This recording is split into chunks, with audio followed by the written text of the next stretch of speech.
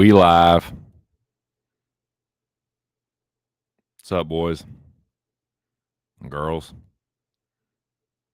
Everything else is. What's going on, man? You're listening to Just My 2 Cents. Welcome to the USC Perth shit show with Moiz Audio and friends.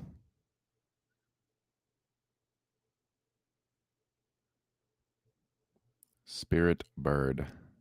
Spirit, how long, Moiz Audio? Spirit, how long before you realize that we're live? We are live today. The weigh-ins, the official weigh-ins, are not until 5 o'clock. The ceremonial weigh-ins are at 11 tonight.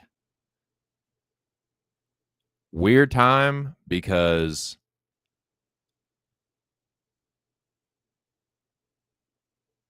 that means that the fighters, it's really fucking weird, man, because the fights don't start until 7 tomorrow evening for us. Right now, it's 2 in the morning. So those fighters are going to be doing the ceremonial weigh-in at like 11 in the morning. Going to sleep, I imagine, like in the middle of the fucking afternoon. And then waking up super fucking early because they got to fight at like 7. They got to fight like 7 in the morning for them. It's just fucking weird, man. Weird start times. Weird. There's going to be some weird jet lag situations, I imagine. There were some short notice fights. I bet on a short notice fighter. Having some buyer's remorse about that, but I'll talk a little bit more about that here in a minute. Shout out to the Dome, the greatest group chat in the world. Shout out to Pub Sports Radio. The whole fucking pub, man. For the silver and gold members of Pub Sports Radio, we are back up on Discord, boys. The Discord is back up. In fact, let me make a banner for that. I got a little time here. The Pub Sports Radio. I'll put it. No, God, not numbers lock.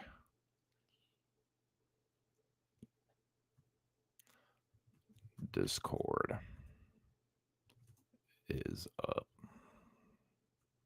Back up.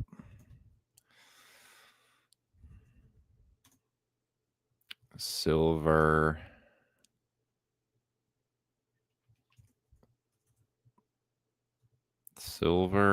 and gold members now have access to 24/7 capping.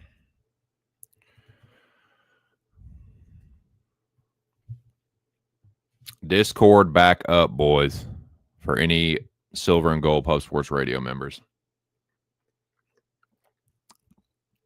Now, while we're on the subject of pub, make sure y'all check out the newest episode of the Locker Room Talk podcast. You can find myself, Mills, Billy, Big Show, Joey, and a rotating cast of guests every Tuesday, 6 p.m. now. The premiere time has changed from 8 to 6 p.m. Eastern Standard Time on Pub Sports Radio every Tuesday.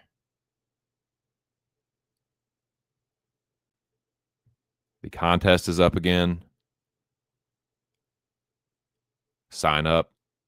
I need to do that myself. Shout out to Swig Bets for running the contest and reminding me to sign up for that. I think you reminded me in the Discord. But yeah, check out the new episode of the podcast. Sign up for the contest.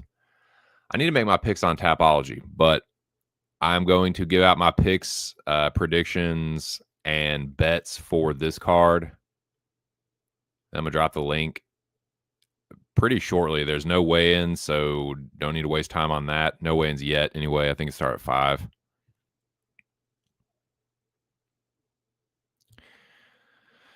What up, Aaron the Doggy? He says, what up to all the dome other than sustainable MMA and his fake-ass tickets?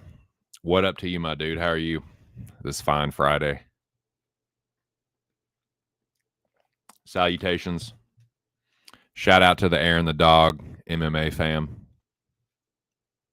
The actual fam, man. Hope the wife and kid doing good. Hope the whole Aaron the Dog family is kicking ass and taking names. It is a pretty nice day outside. It's warm. It's pretty warm for late September, but you know how that shit goes. I'm going to take another bong rip here, and then I'm going to make sure I got all my shit together with the banners. I actually don't have the banners written out for the fights, but I'll just go fight by fight as we move through the card, and I will now make sure I got all my bet banners up because that's the next thing I'm going to talk about briefly, and then link time.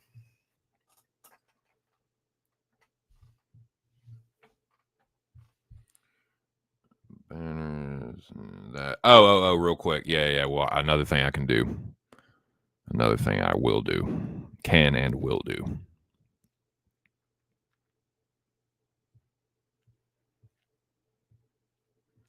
A little Noche UFC recap real quick. We have had a break off, but I do like to review all my action. I track my action and my picks. My picks are up on Tapology, and I track my action on this channel. I'm still down on the year, but I have stopped a lot of the fucking bleeding, dude. Sutures have been put in. The bleeding has slowed. I won't say it's stopped, but the bleeding has slowed. And still in the ICU, but stable is what I would say as far as my my action this year. My picks were really shitty, dude. Like bad picks, and like predictions or whatever. It actually, I took a little hit percentage wise, went from 63.2 down to 63.1 on Tapology. So that kind of sucked. But as far as betting, dude, I had my biggest night of the year. Bet Kelvin Gastelum live. I had action on Joaquim Silva and Diego Lopez pre-flop. Bet Diego Lopez at plus 220 and got Silva at minus 102. Those both came through. Had a big fucking night, man. It was much needed. Much fucking needed. So, again, still underwater, but a lot more stable than it was. Definitely heading in the right direction. I had this banner ready for the weigh-ins, but like I said, they're at 5. We're not going to be going that late. I'm not fucking staying live until 6 o'clock. This is not fucking happening. It is. It's you.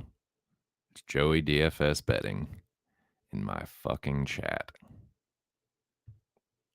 We live, doggy. So yeah, man, this is my I actually, you know what? I do have all my banners made. I have all my fucking bet banners up, and these are my bets for UFC Perth. Just go over them briefly, and then I will drop the links. But first, I'm going to fucking stroke this cringer real quick. Cheers, boys. Hope it's the end of the work week for you. If it's not, my God, I'm sorry. This is Rolania, I think is the name of the strain. It's not a bad sativa. It was pretty cheap, and I'm a cheap fucking prick, and it was a fucking, we're talking less than a $30 quarter, and I've had more boof-ass weed than this before. I've had worse Babbage than this, so I'm not turning my nose up at a less than $30 quarter. So yeah, I've been smoking the shit out of it, and also have Dirty Kush Breath. So I ground up some Dirty Kush Breath with this Rolania shite, and I'm just smoking the living fuck out of it. So cheers, boys.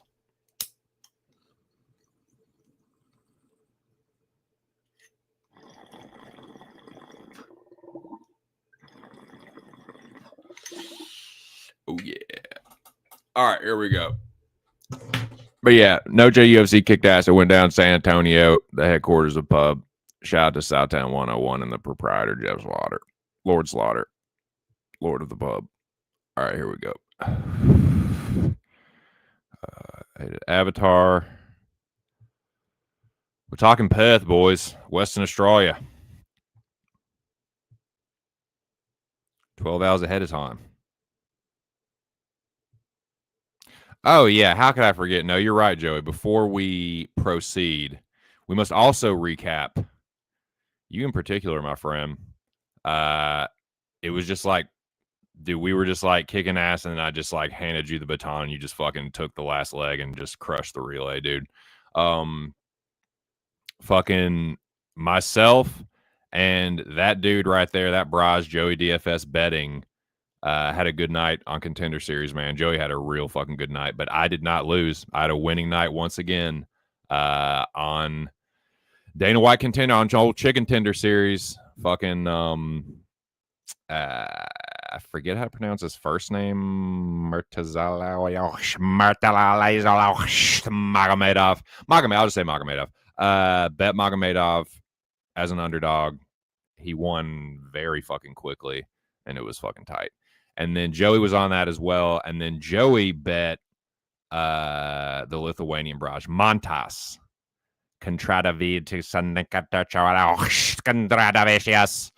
With the Lithuanian Braj. He bet him, and then it was just like a fucking 25-second knockout or something. It was Dana White Contender Series was crazy. They were all just like knockouts or something within a minute. And then the only fight that didn't end like in the first round was a fucking 3-round sloppy ass, like just like a slobber knocker of a low level chick fight. It was really fucking fun to watch. They were all fucked up and bloody. It was a pretty good fight, pretty good sloppy little chick fight. And yeah, it was sweet Contender Series. Am up and still up on Contender Series, actually up over just over a unit, which is good for me, man. That doesn't sound like much to a lot of people, but for me, someone that was like, Dana White Contender Series was the bane of my motherfucking dumbass existence last season, dude. It literally like slowly, because I was tracking Dana White Contender Series with UFC bets. It was all like, oh, it's all UFC. And it was just slowly bleeding out my profit.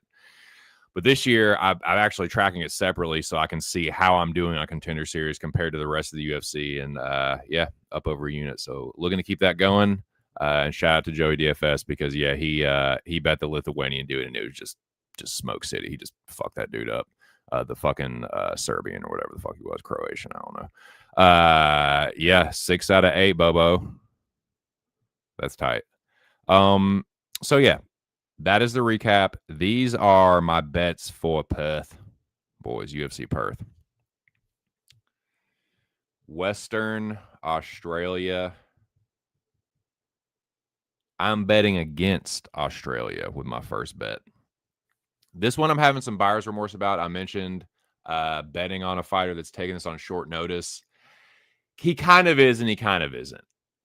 Like, Campbell was training with Evan Elder. Evan Elder was scheduled to fight Tom Nolan.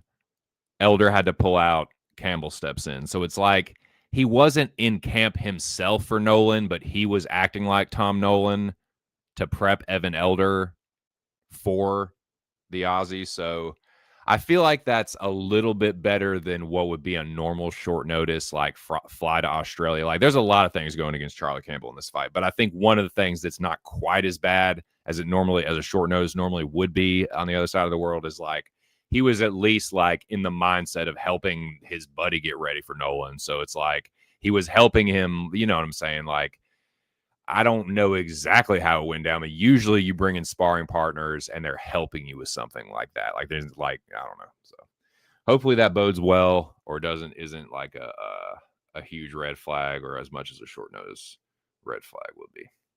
You know what I mean? So yeah, Charlie Campbell has knockout power. He's aggressive. Tom Nolan's chinny. It could go sideways really quick, dude. It could be like Campbell could have like 5 minutes of cardio and that's it. He'd have jet lag. He's definitely a throw caution to the wind fighter. He overextends. He leaves his chin open. He's pretty tough. He's only been knocked out once, I think, but he's been hurt before. He got cracked by Trevor Peek. I'm sorry. I think Trevor Peek's tougher than Tom Nolan. Like, I think if Charlie Campbell cracks Tom Nolan clean on the chin, he'll hurt him.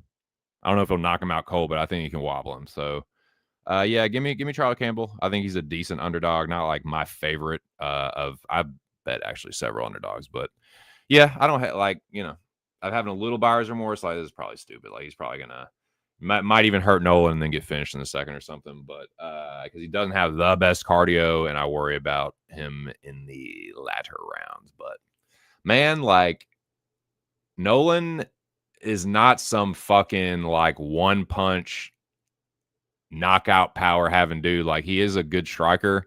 He does have some power. He throws pretty good like straight punches down the pipe, but Campbell has a really strong uppercut.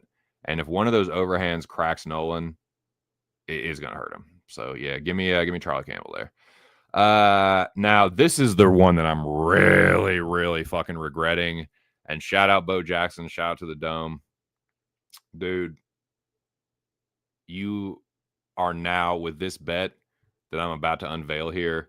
You are looking at, I don't know if it is there might be more than one, but as of right now, this is the only one I know of. This is the public underdog on Tapology, which is like a fucking almost just a kiss of death, dude.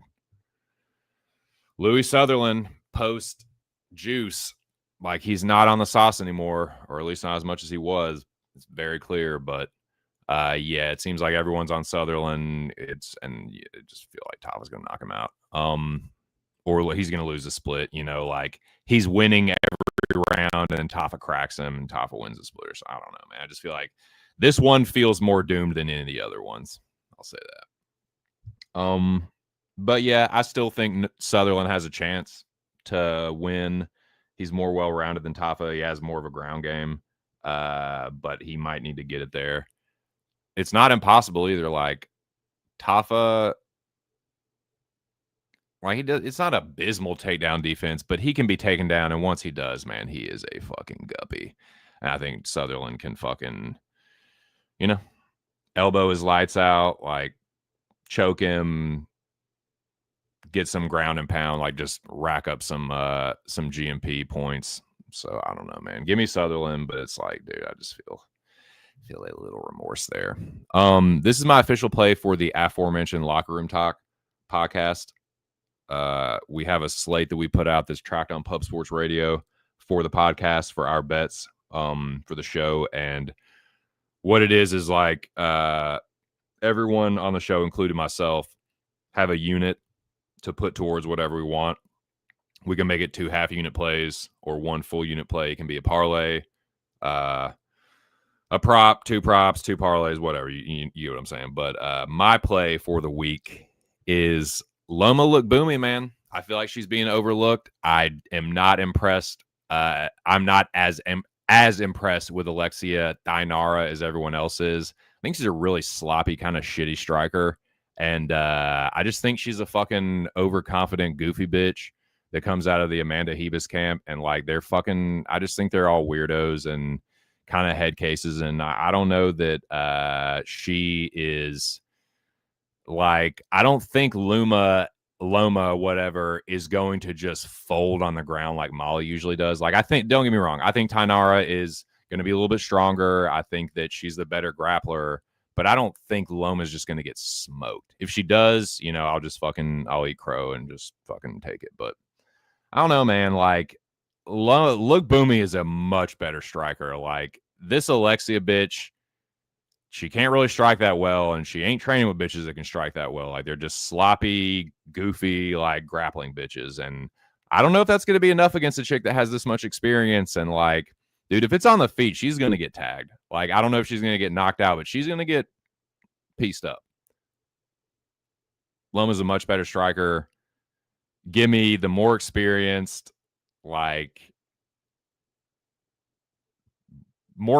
better striker, more well-rounded fighter, honestly. Like, Loma doesn't have a lack of a ground game. I just don't think it's as strong as Alexia's. I'll give her that. Like, she's, like I said, probably going to be stronger. She's bigger. I just don't know if that's just that is going to be enough. We'll see. But yeah, give me Loma there. Check the comments real quick. How dare you? How dare I? Joey DFS. You already know I go where Eagles dare. He says the cannibal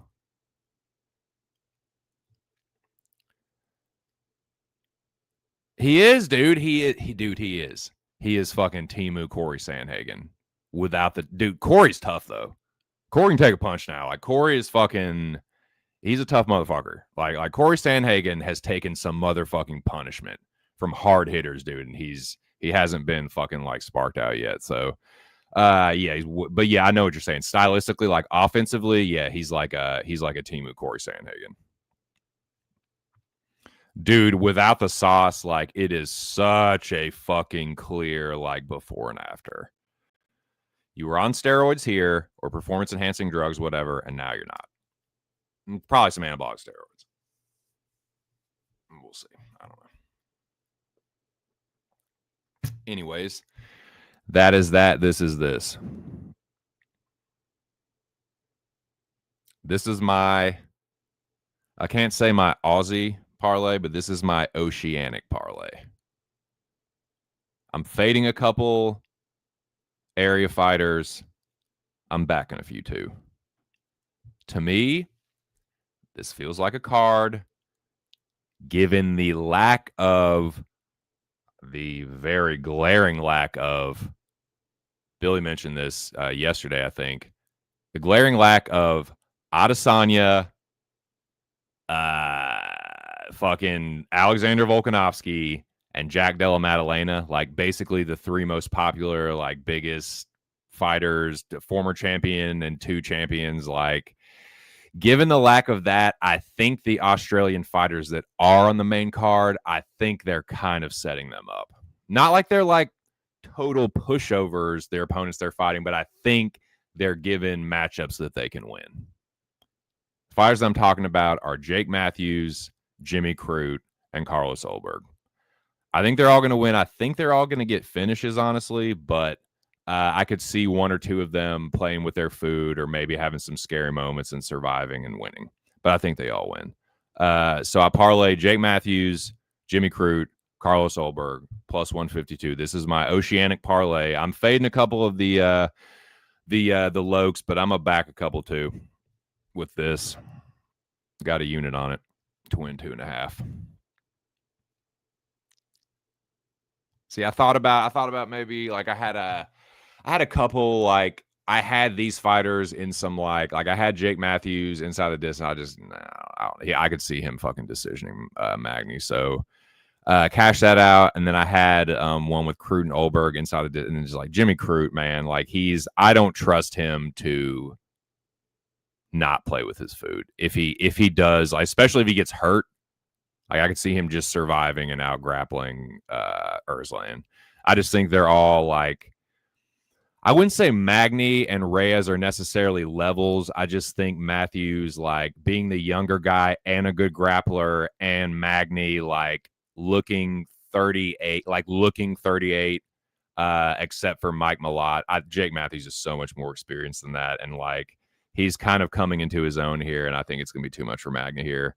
But Ulberg, like that one's gonna be sketchy for sure. Like Reyes has power, but I think we're going to see the chin of Dominic Reyes or the lack thereof make another appearance here. I think Ulberg knocks him out. So I like that one. And this is the last bet I made. I know Joey doesn't like this at all, but I don't really give a fuck what Joey thinks.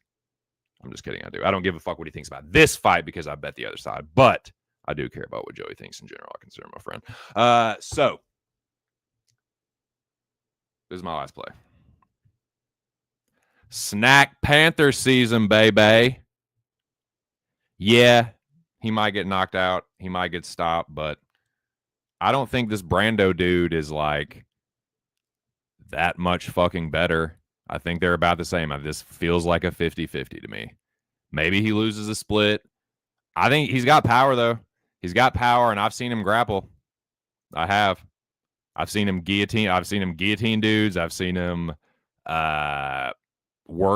get to side control. Like, it's not like he's a total fucking like just doesn't know what to do at all.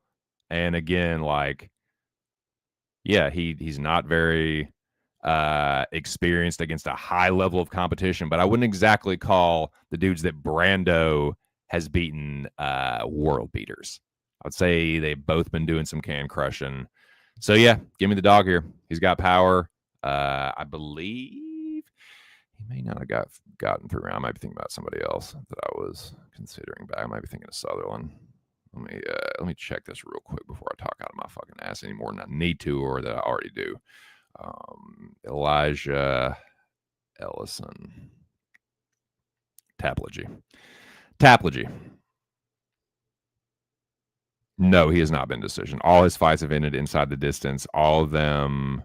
He got finished in the second round by Dave Pearson.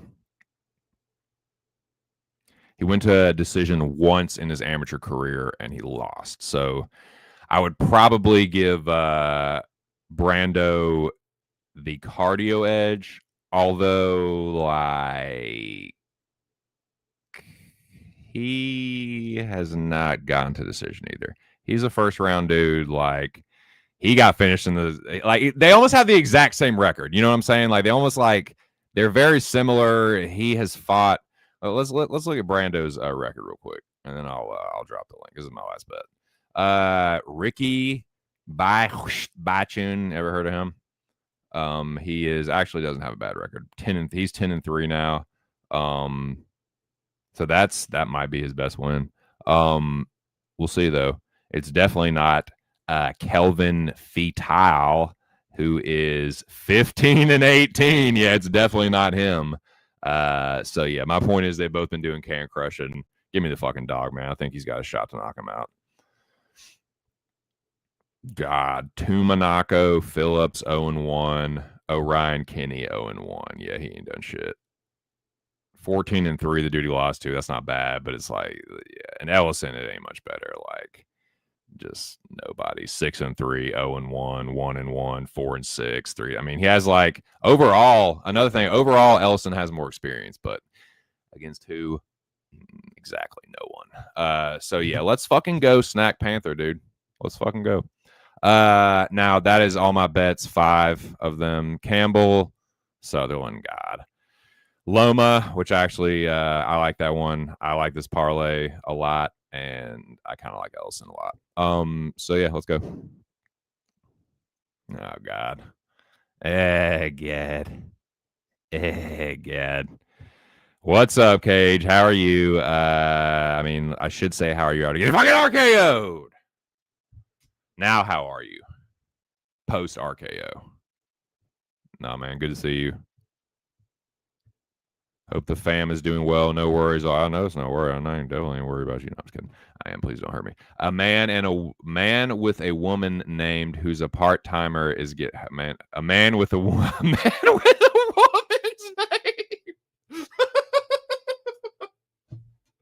No worries. A man with a woman's name who's a part timer is getting KO'd, sir. Yeah.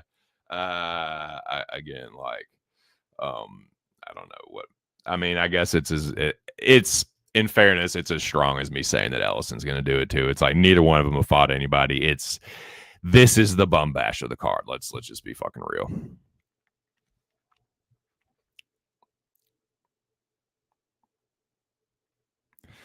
A part-time fighter who's got more wins than the chalk that you laid.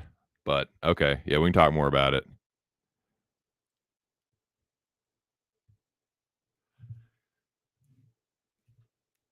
Yeah, we'll see. We'll see. I think they're both. It's so low level, and again, they both like are facing their toughest competition yet. I think. So we will see. All right, let me drop the links. We're almost at the 30-minute mark. Media.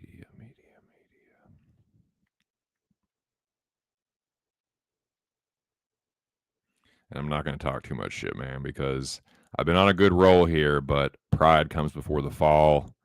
That has happened to me several times this year when I've been like, oh, dude, I'm doing so good now. Like everything's being, fuck. Dumbass. And then I just fucking lose again. So, yeah, I'm not going to get too cocky. So, I know the next win is just around the corner, but so is the next loss, too. So, all right, that's it. Link time. Where the fuck is that banner?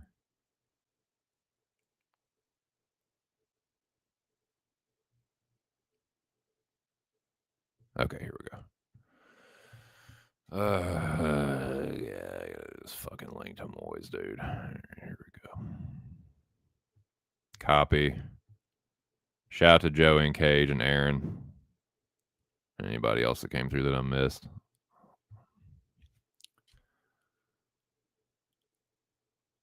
Well, I got a second here. We'll shout out, give a thank you and shout out to Jimmy the Bag for inviting me on the, I guess you would call it the Pub Hub. It was the Thursday night football live stream on Pub Sports Radio. But thank you again for the invite and shout out to him and Troy and Jose for having me on there, man. It ended up being a good night, dude. I pulled a win out of my ass there. But yeah, man, been doing better with NFL than anything else so far this year. I'm up more with NFL than I am with anything else. So where the fuck? There it is. All right, Moiz. The rest is up to you, my friend. Just gonna wait on you. Roll the red carpet out here.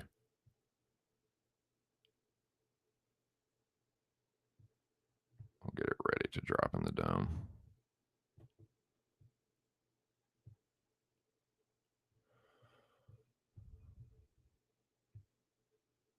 All right, shout out to the 4 in the building. Dropping the links now.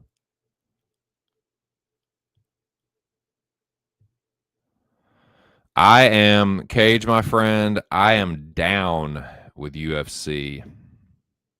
Dude, I was down over 10 units though, like 3 or 4 weeks ago, and have done a lot of damage control. Slowed the bleeding like a motherfucker, dude.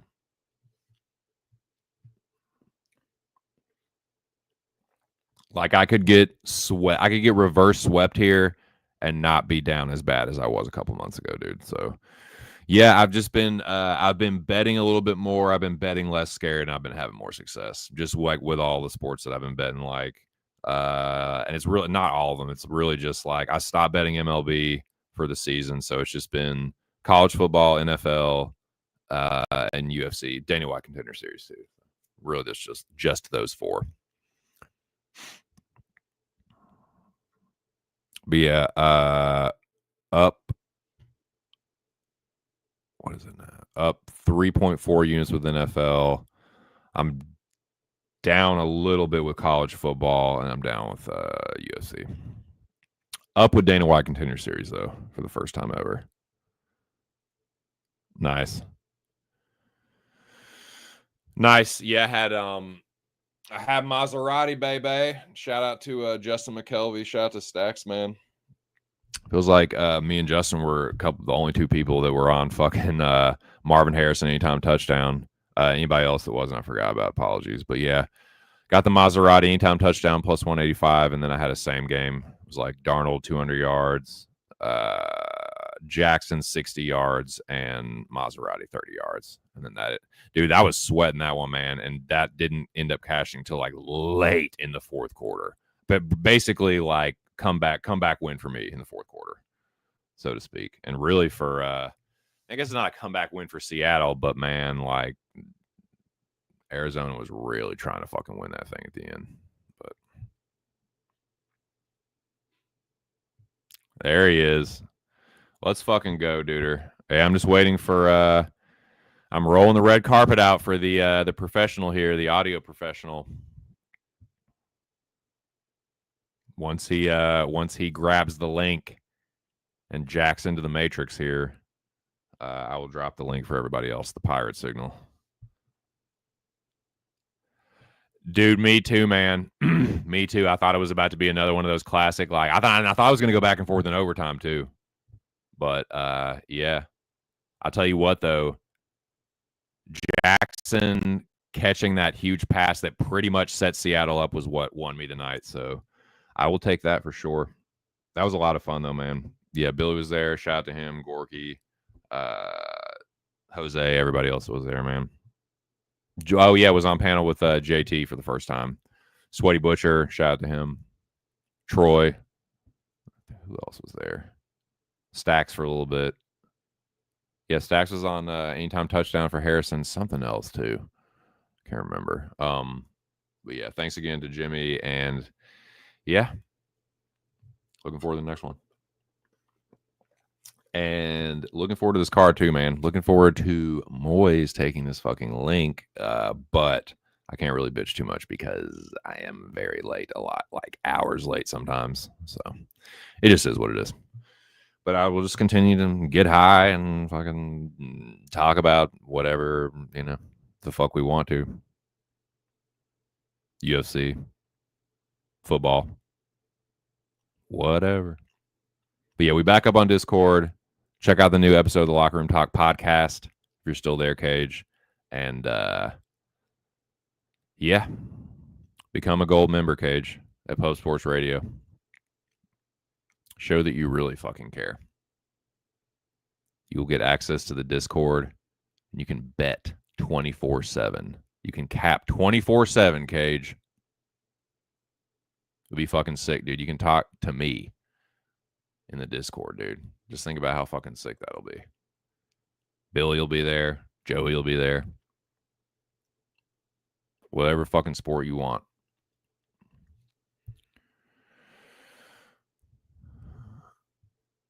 Dude, Gorky got a comeback win too, man, because he was like about to burn his fucking tickets, and then Seattle kicked that field goal, and he just both arms, yes. He was like, 2 cents, you got to shut the fuck up so I can see what happens here. He's like, I gotta have the real suspense. So shout out to him, and yeah, shout out to you guys. Just waiting on Moiz here. Sure. Have it your way, Cage. Have it your way. Yeah, silver gold members get access to the Discord, and it is firing on all cylinders. Zoe been back there, AM, Dabby been back there, Jose been back there, of course.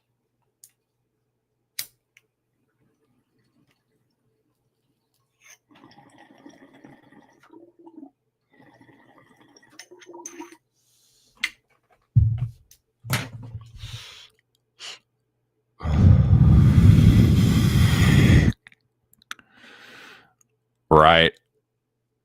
Exactly, dude. It's you. Yeah, exactly, dude. Or it's Nuke. Like, Nuke is like 45 seconds ahead of everyone. Shout out to Nuke Worker, man. He was cool as fuck. Oh my god, my fucking middle-aged body. Christ. That's my savior. Okay. What am I doing here? Waiting for Moiz. You know what? Moiz is getting one more minute. The 40-minute mark. I'm going to drop the link. We can at least get some more barrages up in here and start warming up. And we'll still wait until Moiz gets here to start things, but I will drop another link here in T-minus 40 seconds. He gets the red carpet treatment. Every single dude there. It's not like this is incredibly like insane stream where there's like 500 people in here and everyone's waiting, but just like every stream he gets the link first. No matter who's in here, no matter who's waiting, no matter who was in here before the stream started waiting for the link, he always gets the link first. I always show him that respect. He's earned it, dude. If you know who Sepultura and Soulfly are, he's earned it. Yeah. Respect.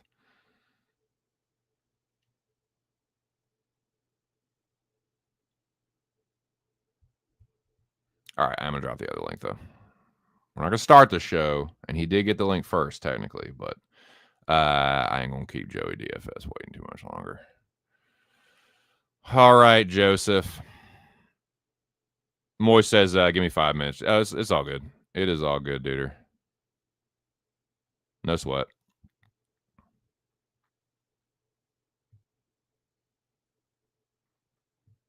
He said, just start already. So just shut the fuck up and start. Fine, dude, fine. All right, here we go. D locker room. We live. Link. Bam. No sweat. Barrage. Locker room talk. Link.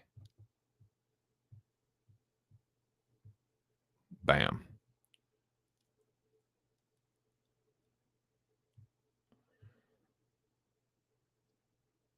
You take your time, Barrage. We're just going to get warmed up.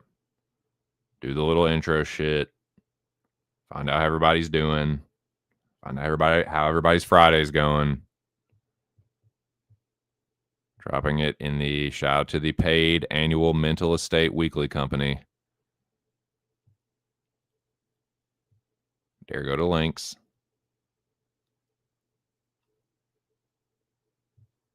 No rush. We're just chilling. Well, I hate to be the bearer of bad news for this Barrage. One of his bets is definitely going to lose.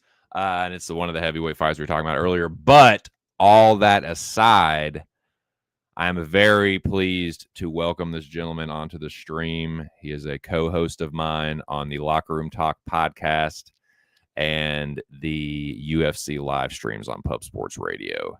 He is from a fucking stupid area. No, I'm just kidding. He does support a stupid football team, though. But it's all good because I still have love in my heart for him. He is the one, the only, used to be Maxwell Joseph Freeman, but he just freaked out and just ruined that and shaved his head. But here he is, without further ado. Joey DFS betting. Let the champions fly. Hello, Mr. TC. Hello, Joey. How are you? I'm doing just well, my brother. How are you, sir? I'm good, man. I'm glad that you're doing well. How is your Friday going so far? So far so good. I can't complain too much. Getting some more overall notes done for the overall show, bets, and at some point, whenever Billy isn't being Billy, being too crazy, we're going to be talking about some DFS shit later. Asking Billy to not be Billy, that is a tall order, That's brother. tough. But speaking of the devil and he shall appear, none other. His ears must have been burned. He heard that shit. He said, "What'd you just say, dude?" He said, "You know, I live like really close to you. Like it's cool, bro. We can He fight." really does. But nah, man. Shout out to this dude. Like Joey DFS betting, co-host on the Locker Room Talk podcast, co-host on the UFC live streams on Pub. Some call him the GOAT. I call him Sir William Brizzle, but Billy Briz will now join us. What up, Billy? What up, fellas? My bad, Joey. You know, you got to get that sleep in, you know? It's that time of year. You gotta really make sure you catch up on the sleep before we go crazy all weekend on a bunch of different fucking sports, I feel like. Bro, you were up at the butt crack of dawn, bro, when I woke up. I was watching fucking tennis in China. Mm-hmm. Great. Well, Billy, it's good to see you, my dude. And here he is. Without further ado, my friend and co-host, fashionably late as always, got to make an entrance, and boy, does he know how to make one. The Norwegian, Pakistani, shriveled alien from Men in Black. Hello, cutie pie. One of us is in deep trouble. How are you? Good day, mate. Good day, That's mate. not a knife. This is a knife. Yeah, dude, that's a Crocodile Dundee quote. Sure is. Hello, Moiz. Hello. Are you feeling moist? Hey, Billy. Dude, you're not gonna fucking say hi to me. What the friends like these, huh, Gary? That's all right. We know each other too well, I guess. At this point, we're just whatever. You again. That's just, you again. To be honest, it's a little bit, the planning wasn't that good this week, huh? Because I didn't know, Right, and honestly, and we've talked about this before. Just like I know that I didn't put out a thumbnail necessarily until Right. very recently, but yeah, unless there's no, I will let you know if there's going to be no show. I'll say that. But yeah, I do apologize for the short notice on putting the thumbnail up as far as what time it would be, etc. I will give you that. But thank you for joining me, Moiz. I'm sorry to rush you. I know that you're a very clean, classy person, and you like to take your time to get ready, and I appreciate that. So it is good to see you. How are you doing today, this Friday? I'm okay. A little bit tension in the head. My sister, she had a pacemaker installed on Wednesday. Oh shit, dude, I'm sorry. Well, I'm Yeah.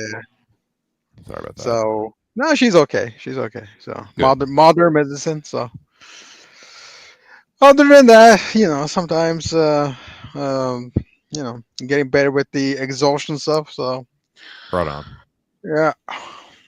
Well, cool, man. I'll make this stream as stress free as possible for you, and we can really just kick things off, boys. We got a good panel here, and I won't waste any more of your time. I do have to make banners as we go. That's the one thing I didn't do. But yeah, man, we can kick this fucking thing off, man. Shout out to the chat. We are getting going right now. I tried to type in UFC and got YFX UFC schedule. Okay, my brain isn't working super good. The baby hold shot. Okay, yes. Okay.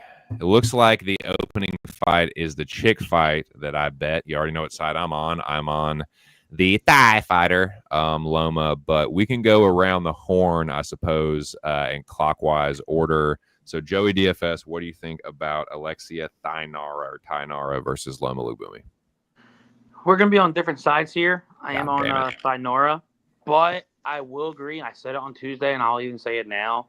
The line is way too high to the point to where, even though my breakdown is going to be different, I'll sum it up. If it stays standing for 15, Luma is going to probably outvolume her 3-1, maybe even close to 3-1. She does throw good combinations, throw kicks.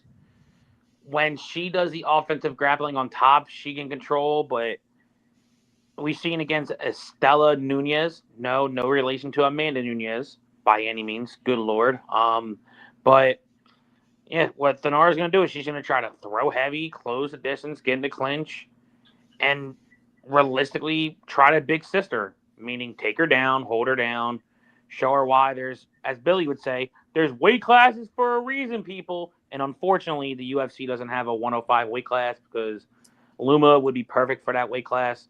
I'm going Thainara here. Could be a sub, could be a control-based decision, but I got the favorite Brazilian. That's cool, Joey. I fucking hate you. No, it's all good. It's okay, brother. Billy, my dude, what do you think about this curtain jerker here? Yeah, it really comes down to how big of a physicality advantage Alexis Thainara is going to have. Because skill for skill, I feel like Loma is definitely the better fighter. I wanted to bet the +3.5, but I feel like if Thainara covers this price tag, some of her inside the distance props are fucking wild. Like Thainara to win by sub in rounds 1 or 2 is +550. I feel like if she wins this fight by sub in rounds 1 or 2. But Loma by decision. They moved it to the first fight of the night for a reason. We're getting that Loma bump, baby. Come on, Loma. Get the job done. Let's fucking go, dude. I don't know how convicted I am to really be betting on this shit, though. Like, I'm glad they actually moved it to the first fight of the night. So it's like, I really yeah, dude. About it. Fuck yeah. What do you think, Moiz?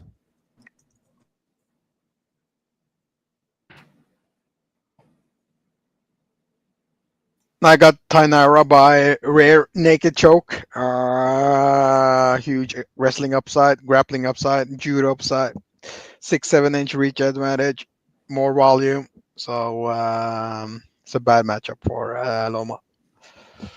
So grappling wise, I think it could be if she ends up on ground. Yeah. If Thainara ends up on top of her, I'm gonna be upset. and that's what happens. Yeah, if the takedown threat is there and the headshot will also be there for 10 hours, so lower her guard, get the underhooks, but too small and not that scrappy on the ground. So Fair enough. Best of luck to you boys. Good breakdown on the first one, and we'll just press on amicably. Perisic versus Ellison. This is another one where I bet the dog here, and I broke it down how I feel about it. Like, it's just kind of low level. Both of them been can crushing. Ellison does look like he has some power and a little bit of wrestling. Now cardio, like neither one of them have really been past round one much, and when they do, they tend to lose. But yeah, Ellison got a little bit more experience, and I think he can potentially knock out Perisic. But we'll go reverse order this time. What do you think about this heavyweight fight, Moiz?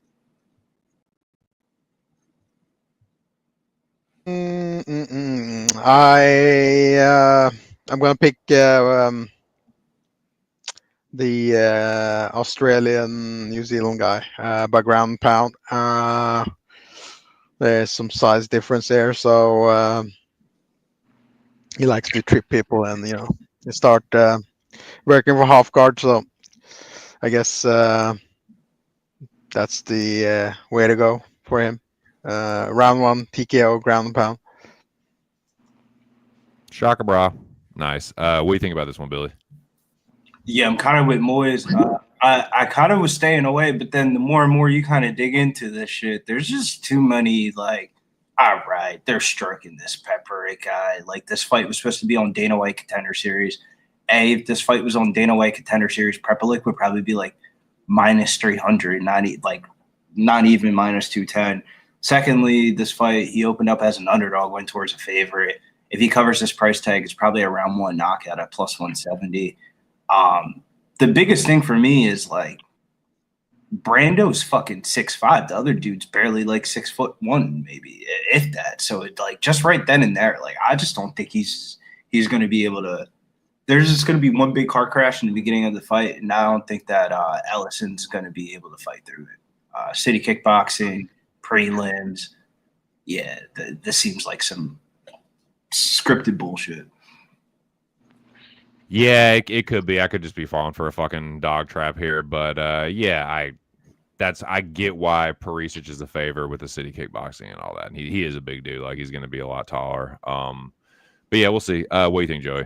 Oh, I already know what you think, but tell. Yeah, you already know where I think, but yeah, Perisic's my first leg. My 2 leg I gave out on Tuesday, and this fight's gonna play something similar, honestly. I feel like Teixeira and Tafa. I think both of these guys with their styles do have two car crash type styles, to where whoever can land first can really do the significant damage. And even though I said in the chat, I'm not picking a guy with a woman's first name looking. And this dude is from what I saw, this man's barely taller than I am. And I'm 5'9", 5'10". I think he's like 5'10", 5'11", one of the two.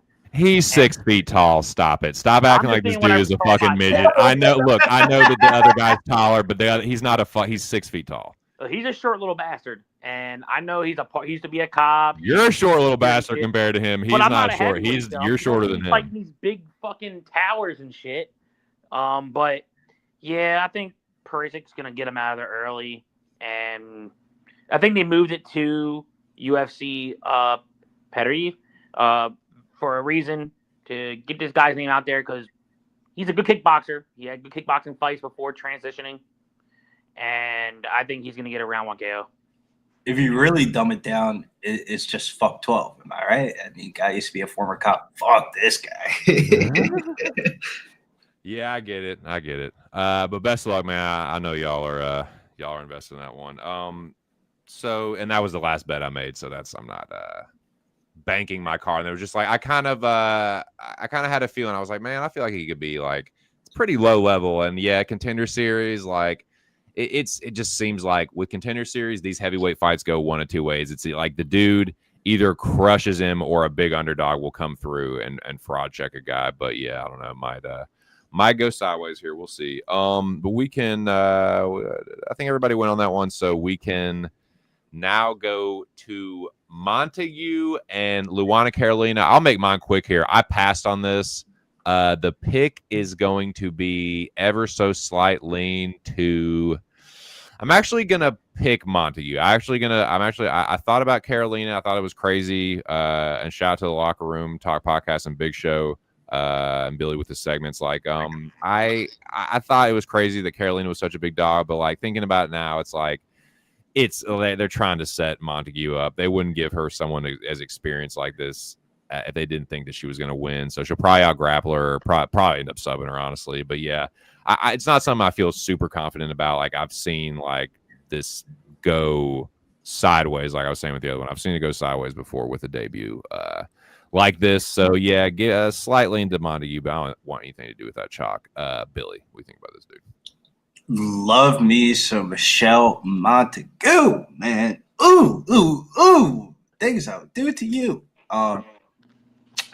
Trading with Kayla Harrison. I mean, what the fuck do you expect? If you're grabbing on Kayla Harrison from day to day, I would imagine it's going to translate over. But let's talk about the bad things. Her striking is pretty shitty. So it's like, damn, if she doesn't get the fight to the ground and it goes to a decision, it could get really greasy. But there's always a but. At least she knows what she's good at. It's not like you're going to be yelling at the TV like, wrestle, bitch, wrestle. No, she's going to wrestle. She isn't going to do the swingy, punchy bullshit. Really good cage wrestling, bad open mat takedowns. So, like, I don't expect blast doubles across the fucking cage. Like, the way she gets takedowns is by, like, hugging a girl up against the cage. And I think Luana Carolina is a great candidate for that. Don't understand why she's going up to 135 after being on a 3-fight win streak. This screams more rigged than the last fight that we just bet on. Than the last fight that we just capped. Because, like, Michelle Montague is Australian. Like, she's fucking this is a setup of setup spots for her. But you just have to bet the sub prop because it's like if she covers this price tag, it's going to be a rear naked choke. So why would you put a minus 250 female women's MMA debutante in all your parlays? Like, you can't do it. Yeah, that's kind of where I'm at with it. That's the side I've kind of gotten to here. Moiz, we think. Yeah, there are some possibilities there. Michelle, she does actually do suplexes. So there's a possibility that, that lanky, gangly, bangly girl from Brazil might get knocked out by a slam. Stinkelbein! Stinkelbein! yeah, I remember, right? Stinkelbein. I'm actually, I'm going to bet that. Michelle by slam. And not the rear naked choke because Michelle by Stankelbein slam, dude. Is this what you're telling me? Yeah, slam. Yeah, it is possible. But not rear naked choke because Luana doesn't give her back up. She just lies, on the ground. She tries to defend. Just try to stall time. So what possibility do we got then? We got an arm bar. So from top. So arm bar and slam are my best angle to bet this fight. So slam is like plus 40,000-50,000 most likely. So let's go. Round one sub was plus 550. Oh damn. Well, best luck on hey. What's the armbar? Is that alright? The armbar prop? I don't have BetMGM in front of me. Okay. Sorry, not to cut you off, but I want to welcome another guest to the show from all the way across the country, the left coast, the west coast, Cali cruising. Shout out to California and this barrage right here. Another co-host of mine on the aforementioned Locker Room Talk podcast and the Pub Sports Radio UFC live stream. The one, the only player prop man himself, Money Mills. What up? I don't want to be Mills today. I'm going to be Boston Nick. Hey, what's going on, fellas? What's going on, guys? How's everybody doing today? What up, Nicky Elbow? Shout out Nicky Fish Tanks, dude. Just hooking and jiving, swooking and swerving, hooking and merving. Fuck Just yeah, dude. yeah. Hell yeah. Well, dude, it's good to see you. Mills / Nikki Elbows. What is really good today, my dude? This just came back from the little doctor and all. You got to go get your little health checkups and stuff like that. The doctor said, I'm good. So, what I mean? He said I could bet on MMA. So I'm already locked and loaded, man. Give me Montego to win by submission, man. All of her submissions came by rear naked choke. She's bigger than Kayla Harrison. Kayla Harrison hits up her to get her training rolls on with, man. We taking her to win inside the distance. If it stays on the feet, I still think that she can, do enough damage to even win by ground and pound. Holy shit. I love it. Yeah, y'all have convinced me, man. I have gotten over to the Montague side as a pick. So let's fucking go, man. Let's kick ass, boys. Now, Joey DFS. I would be remiss if I did not get your take on this chickadee fight. So what do you think about this one? Formerly Maxwell. So I'm gonna pull a line from Billy and pull a line from Fetty Wap. Montague, won't you come my way? I'll tell you why. Because once she gets a hold of you, that bitch is like an anaconda. She's gonna do what I say when it comes to wrestling. What goes up must go down. And what's gonna go down is Montague inside the distance plus 150, her sub plus 175, and if you want to be a degent, the under 2.5 at plus 120. Word. And she's my second yeah. leg of my parlay I gave out on Tuesday. Nice, dude. Well, best of luck with that one, brother. And I think everyone gave their take on this one, so we can press on to one. I really have not thought about this fight a ton. I've made my pick, but I don't feel super duper strongly about it. I'm gonna pick Josiah by knockout here, but like if Thickness won a split or something, like if Musasa couldn't get the KO and ended up slowing down and goes to the cards and it's close, they're probably going to give it to the Aussie. I get people betting on slickness or whatever, but yeah, I'll say Musasa clips him. But yeah, it's a fucking pass for me, man. What do you think about this one, Mills? Or excuse me, Nikki Elbows. Yeah, man. Just looking at this, I mean, the under got to be in play. I like violence in this one. Give me the under 1.5. Nikki Elbows. Nice, dude. Nice. Yeah, man. Shout out Boston Nick. They like the under 1.5. Moiz Audio. What do you think about this one here? The Congolese versus the Aussie. Yeah, that Colby guy, he fights like Caitlin Chukagian, so That's what you fucking fight like. I've seen you. that's not going to impress the judges. However, there's an issue here. It's that African BJJ, man. The African BJJ. It might actually fail again. So You're right. He was gonna get a fucking scarf hold. Yeah, so I would stay away, man. A meme sub is coming from Caitlin Chugagian's trans male partner here, so let's go. Nice, dude. Well, you don't get a take like that just anywhere. What do you think about this one, Billy?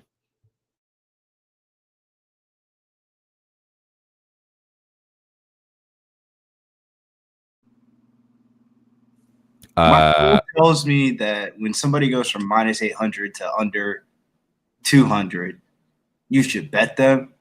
But I remember betting Musasa on Dana White Contender Series, and he jumped on Marab's boy's back. He looked at his corner, and he could have clearly, like, rear naked choked the fuck out of the guy. Like, any of us probably could have done it for, like, any American. And he looked at his corner, and they just told him, stand up, stand up. And I was like, yo, I don't think this motherfucker knows how to wrestle. From that aspect, I kind of don't want to bet on him. But in theory, I felt like Toporia's brother was bullshit in that fight. Like, he didn't want to fucking dropped the ball in front of all of the homies and stuff like that. So he was fighting it really safe. I don't think Musasa's coming in here to fight it safe. Like, I think he's going to go for it. And I definitely think he can knock Kobe Thicknees the fuck out. Like, I don't think Kobe Thicknees is good. So it's just like, do you fade a bad fighter with a worse fighter? No. Right. Yeah, that's that. Yeah, exactly. So what are you doing in the fight? Because I'll be honest, what are you? Musasa's decide, but like I don't know if I want to put fucking a bunch of money on it. Like I might just let it go by the wayside. The African Nah, fuck it. PTJ, man. The good old path, African man. PTJ, man. It's my favorite sometimes. What do you think at half naked shoulder pads, dude? Yeah, so on Tuesday I picked one side, and I told Billy I completely pick flipped. I'm on There's a new term. We're gonna name it pick flopper. pick flopper. Okay, I'm a pick flopper for this fight. Thank you, Boston Nick. I appreciate that, my brother. Picking and diving. Yes, sir. Yeah, I'm on Thicknees here, and I look at it. You look at two other opponents. Yeah, Musasa minus 800. He even got touched up by an old school grappler who fucking popped him, dropped him, choked him. Thicknees, he fought a guy on like 2 weeks short notice, Taporia's brother, which I think if you put Taporia's brother versus Musasa, Taporia's brother is gonna be like a minus 10,000 favorite. Can do whatever the fuck you want with the guy. I don't think this fight goes to the scorecard. You can play that minus 165, but yeah, are these two guys not the greatest? No. Are they going to be anything probably top 15 worthy? Probably not. But Thicknees, he is a training partner of Volk. He trains with Volk a lot throughout all the camps. I think he's going to look for potential takedown here because I think he's going to try to throw a lot of leg kicks to Masasa, try to take away the power. And when Masasa does try to throw them leaping punches, I think the takedowns are going to be there. And the second it goes to the ground, I think Thickness is going to try to loosen up some ground and pound, maybe even get a sub. I do like the sub prop at plus 600. So, yeah, pick flopper from Boston. Flip flopping, pancaking ass, Yeah, fucking so I got going thought. back on what you say ass. Hey, man, more tape No, I I'm watch. just kidding. Good I do that a old- lot. I literally just did that with Montague, so I'm just being a hypocrite, but you know, that's what I do Yeah. sometimes. This one, dude, I'm gonna feel dumb. If Bedoya wins this fight, if he knocks Jamie Malarkey's fucking chinny ass out, I'm gonna feel like a dumbass motherfucker. But I'm just too much of a pussy to do it, man. I can't. I'm picking Bedoya for sure. But if it's close, they're giving it to Jamie Malarkey. I have no fucking. I have no illusions about that. Still gonna pick Bedoya. Didn't have the sack to bet it. Think he might knock Malarkey out though. Like Malarkey's pretty damn chinny. But I do think he's the more skilled fighter. And if he doesn't get knocked out, he probably wins the decision. But yeah, no thanks. No thank you. Pick is Bedoya spiked football shoulder pads. What do you think about this? Yes, sir. This is a fight that I'm purely passing on. You know, Bedoya, I think he does have the better volume in the striking. But to me, look like he has pillow fist, ideally. And Malarkey is the more well-rounded fighter. Does have wrestling. He started with a wrestling grappling base, fell in love with his hands. The problem is his durability is absolute dookie trash. Dookie trash, dude. Dookie and trash. God, double At whammy. least I'll give it to Boya. Like, he bites down his mouthpiece and he fights. But I think he is going to rely on some takedowns late at some points in fight. And my slight lean I have in my notes is Malarkey by decision. It's at plus 150. Word. Matty Ice. What do you think about Malarkey Bedoya boat? I get Malarkey's chin is like dust, but like he's getting knocked out by Mauricio Ruffy, Nazareth Hassarat, Muhammad Imov, Jalen Turner. Like, those are good fighters. You know what I'm saying? Like, those are fighters that can knock people the fuck out. Alexander Volkanovski's one of those losses. Sure. Like, you know what I'm saying? Like, there's a clear levels difference from a motherfucker that ain't do shit in the UFC besides coming in here on short notice to a split decision to a guy that lost to Alexander Volkanovski on the regional scene and has fought the likes of Brad Verdell in his UFC debut. Like, you know what I'm saying? Like, there's a clear skill level gap. It's just I can't trust Jamie Malarkey's fucking chin. So it's just like by process, I feel like Bedoya by knockout plus 320 is a wild number, but I think Jamie Malarkey's gonna wrestle his fucking ass off and win a decision. Yeah, for sure. For sure. Shriveled Alien Barrage. What do you think about this one? Men in Black. The chin is gone. The chin is gone.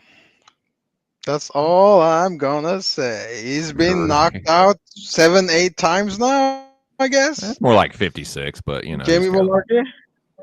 Yeah, and Bedoya, he's durable.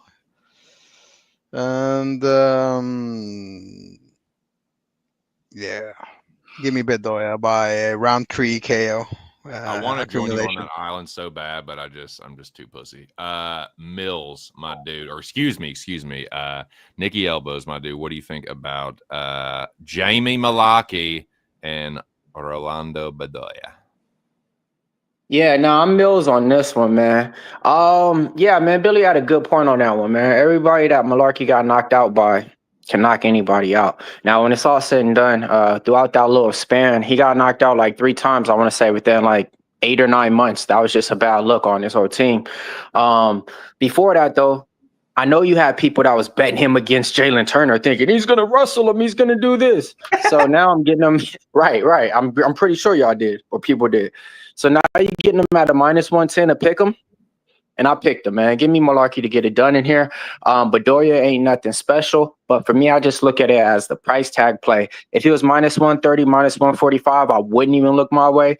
But -110 to that +105 where you could have got him at, I think he does enough, man, to win this fight. You know, he knows he's not going out there to strike with these people. And he's fighting an opponent that he knows that he's lined up against to where he can win. You fighting people like what? Jalen Turner? You already going into the fight knowing you're supposed to lose. You fighting those other good fighters that he's fighting, he's going into those fights knowing he could lose. Same thing could be said about Bedoya, though. So Bedoya probably is looking at the other side like, hey, man, this is a guy I actually think we could get, coach. You know, so I think it's a right price tag on each side, but I got to go with the better fighter, more fight resume, and better experience as well. So, yeah, man, and that's something I'm betting on as well. So as this card's winding down, I'm looking at about like 3 plays. That was one that got added on. So, yeah, man, give me Malarkey. Well Cut said. the Malarkey. Yeah, cut the damn Malarkey. Well said. Good points. I'm glad I'm passing on that. Honestly. Now this one here, I'm not going to say too much. I'm gonna stay on code, but yeah, give me fucking Andre Petrosky here. I think he gets it done. I think he subs roasting. Maybe, man, I don't know if he knocks him out. Maybe with ground and pound or something. But I think he grapples the living fuck out of this dude. And yeah, give me Andre, the Russian American fucking Pennsylvanian hammer. Mills. What do you think about this one here, bud? Man, I started off on camera, Austin, thinking that was the rightful side because I just think like Petrosky's going to slow down. And, he's not one of those guys that goes for like 8 to 9 takedowns if he's not able to get it. After that 4th or 5th one, if it ain't going his way, he figures it out. He's just like, you know what? Fuck it. We're going to stand then. I ain't going to keep trying to go for the takedown. So I was thinking that, if he's not able to get those takedowns later in that 2nd, 3rd round, he could definitely get caught and get clipped. But as we get a little bit closer to the fight time, man, money's coming in on Petrosky. Fuck it. I'm staying on my side, man. First gut. Give me Cam Austin. Hell yeah. I respect the conviction. Shriveled alien dude that's about to die and delivers the last dying message to Will Smith and Tommy Lee Jones. What do you think about this fight? Petrosky by decision. Torres Finney game plan. Let's go. Holy shot. I like it. Matty Eyes, what do you think? It was super weird when I got that text message about the Cam Roston injury thing, and I thought it was super ironic that we're just about to record the podcast at the time. But the more and more, you take the information, but I had a couple days to see how the line would move, and the line is moving accordingly. So unless Cam Roston is about to knock out Andre Petrosky in the 1st round, I think he's drawing dead. This is about to look like the Torres Finney fucking Dana White Contender Series fight. I don't see him getting up from these takedowns. That Australian wrestling shit's all cool and all that until you fight an American folk style wrestler and he blast doubles your bitch ass across the fucking cage and you got a fucked up knee. So give me Andre Petroski all day. Yeah, for sure. Now, Petroski, before I move on to Joey here, Petroski is someone that was in my parlay with Elliott. That got scrapped, so I just cashed out of that parlay altogether. I'm still considering potentially adding Andre by inside the distance, but it will kind of depend on how the fights have gone before that. Now, let me look real quick and see. I have before this fight. Yeah, if either Loma or Ellison come through for me, I might take a little stab, like a little quarter or half unit poke on Petroski inside the distance, but that would be the only thing I'd probably do. But Joey, what do you think about this fight here, dude? I'll take away from the bias. If it stays standing, Rosen has a shot. Now here comes the bias. I picked Petroski in every single one of his fights. And I'm not changing that pick here. I got Petroski, and Billy saw what I showed him last night, and yeah. So I think Petroski, I don't know how he gets it done. Every time I think he's going to finish, it goes to decision. When I think it goes to decision, it goes to a finish. Maybe I'll just do like a 2-leg type of deal on the money line and go from there, but I got Petroski. 2 Cents said this shit on the podcast. He said this shit could look like the Maximov shit, and ever since he said that, that stuck in my fucking head. And trust me, I remember I had low ownership on Petroski for DFS. Everyone's on Maximov's balls because I'm a Diaz guy. I'm like, yeah, cool. You haven't fought a fucking true wrestler and grappler. You fucking exactly. Like I've seen what happens when people try to grapple Petroski and they ain't on the level and they get pretzeled up. So I hope a submission would be nice. But yeah, I got Petroski. Oh yeah, good shit, boys. Well, we got another fight with another Aussie, I believe, or maybe he's New Zealand, maybe he's a Kiwi. I'm not quite sure, but in any case, Navajo Sterling versus Hidalgo Bellotto, another fight where it's like, I want to bet Bellotto, and if he ends up getting on top of this dude and choking him, I'm gonna feel like a fucking idiot for not betting him. But you know what, dude? But Bellotto's a fucking dumbass. If he doesn't choke Sterling and this stays on the feet, Navajo's not losing this fight, dude. Bellotto is sloppy, he's chinny, he's stupid, so I can't bet him, man, even though I really fucking want to, and I will feel stupid if he wins. Yeah, the pick's Navajo Sterling. Kind of been leaning more towards a knockout the more I've been thinking about it, but I don't fucking know, man. Joey, what do you think? This is a fight that I will be surely passing on. Every New Zealand or other person from that region is fucking on Sterling's fucking ball sack thinking he's the next big thing. But ever since the Contender Series, he just underwhelms. I think he just fights to win. And don't get me wrong, he's a talented striker. When he decides to actually let his fucking hands go, he can really be like, oh, that's what we saw at the Contender. We haven't seen it yet. I think he just fights to win. Bellotto, the more well-rounded fighter. If he does get on top, then there could be some serious issues. I think the first 5.5, 6 minutes, we're going to see Bellotto try to bring the pace. So I don't mind the over 1.5. You can get it -185. I think the fight does go a tad longer as long as Bellotto doesn't pull a LeBron James fucking flop or a Sterling fucking Oscar theme type shit like he did against Paul Craig. But my pick Sterling. Until I see him actually decide to let his hands go and stop playing it safe with just 1-2 combinations and just moving the entire fight, it's Sterling by decision. You can get it at +275. Word. Billy, what do you think about Sterling and Bellotto? I don't think Navajo has lived up to the hype of everybody's expectations, but he's also has given us a little bit more than what we thought we would have. Of like when he was doing in his last fight, he lost the second round and he was able to out wrestle and outstrike the dude in the third round. He's been able to mix in takedowns, like reactive takedowns. He's been able to get out of some sweaty situations.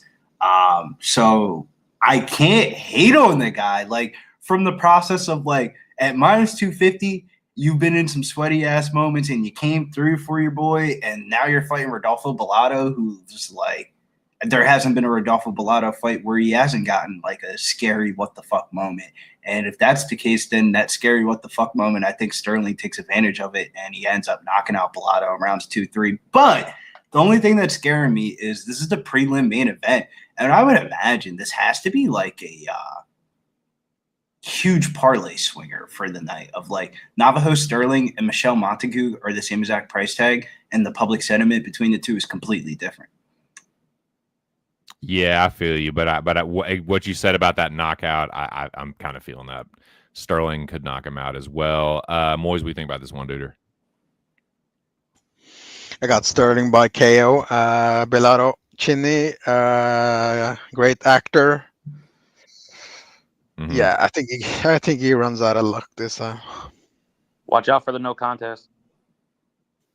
Yep. Yeah. You know what? The worst part is, he was asked in Brazilian media what happened. He's like, yeah, it happened. I was knocked out, and like, you sure it wasn't acting? You're like, no, it wasn't acting. Yeah, right, dude. Mills, what do you think about Sterling Bellato, duder? This is not directed to anybody on the panel. It's directed to everybody in the fucking MMA community.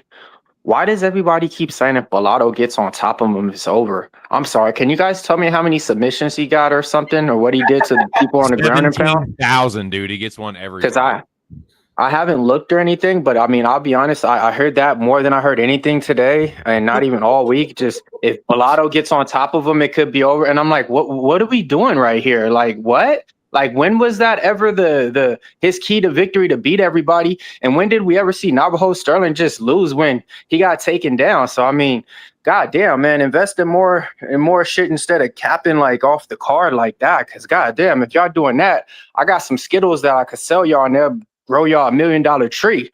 With that being said, man, Navajo Sterling wins by KO, and I got a 2-leg parlay with him and Allberg.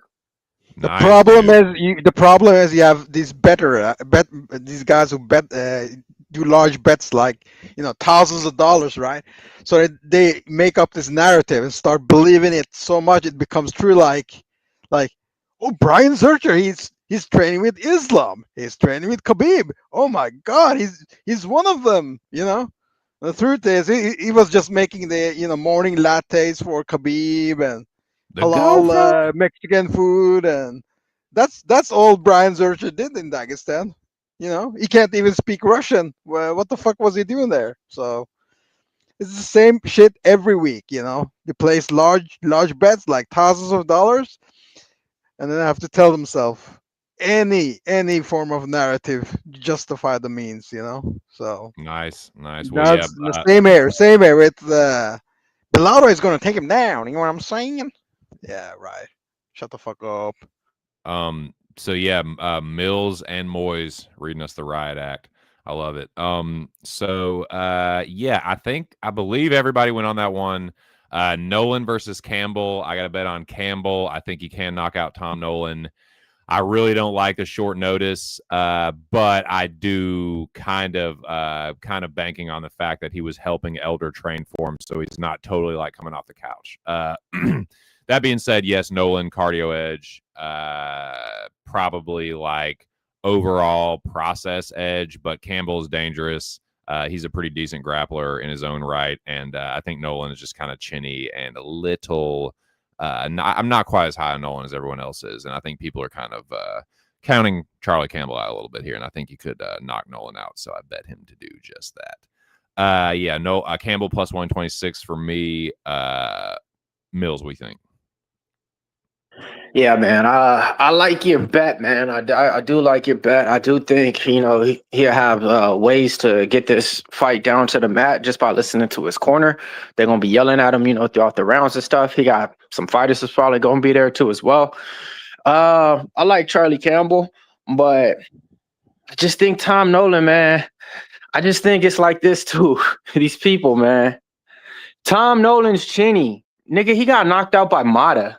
Like, one fucking fight, y'all gonna code that against his whole fucking career, bro. Like, and that's another narrative. He's chinny. Mata fucking knocks. It's not like he got knocked out by Marlon Vera or some shit. So I don't really get too much of those narratives and stuff. And anybody can get knocked out and get hit and hit the floor. If you said he has cardio issues, you can't replace that. If you said he ain't got no heart, he looks to quit.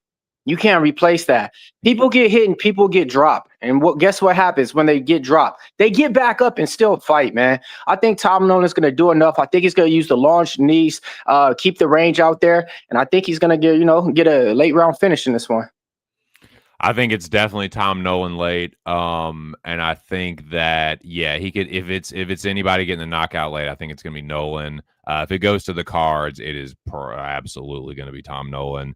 But I think as far as like the his like chin or whatever, I think it's kind of a thing that both things are true at once. Like, yes, Nicholas Mata hits really hard and can knock anybody out, but that is not the only time I've seen Tom Nolan hurt. He doesn't have great defense. He kind of has the tall man defense, and I would say he's not like the chinniest dude ever, but Charlie Campbell does hit hard, and I think he can knock Tom Nolan out. So I'll meet you halfway there. What do you think, Moiz, about this fight? I don't like Tom Nolan. He's a male version of a Stinkelbein. So I resemble that remark, by God. I feel Right. attacked. This is bullshit. Go ahead. yeah. So I like Charlie Campbell, fun fighter. Tom Nolan, overhyped. Stinkelbein. Yeah. Let's fucking Suck. go, dude. Fuck a Stankelbein, dude. Suck. Even though I kind of am one. He sucks. Yeah. Fuck yeah, dude. What do you think, Billy?